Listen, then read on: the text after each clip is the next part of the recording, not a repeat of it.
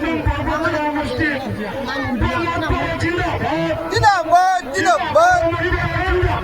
জিন্দাবাদ জিন্দাবাদ welcome welcome welcome welcome. হঠাৎ আমাৰ অসমৰ কাৰণে এটা শোকৰ দিন হৈ গ'ল। আপোনালোকেও সকলো ভাল পায়, আমি চবে ভাল পাওঁ।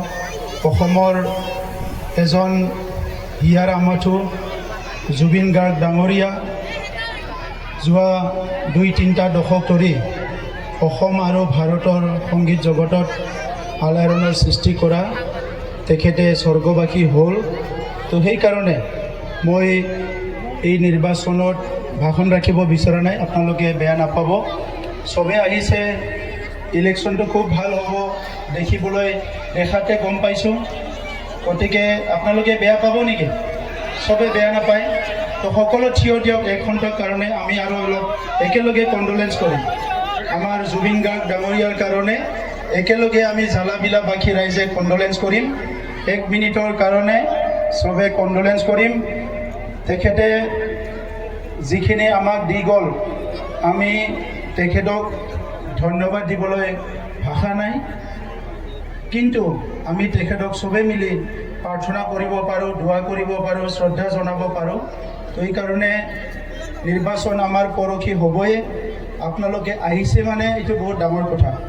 গতিকে চবকো মই থিয় হ'বলৈ অনুৰোধ কৰিছোঁ আৰু 1 মিনিটৰ কাৰণে আমি আমাৰ জুবিন গাৰ্গ ডাঙৰীয়াৰ কাৰণে কণ্ডোলেঞ্চ কৰিম।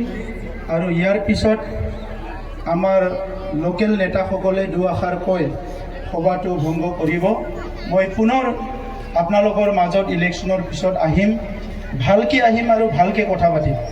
হ'ব হ'ব ঠিক আছে। তো কণ্ডোলেঞ্চটো আৰম্ভ কৰিলোঁ। শান্তি।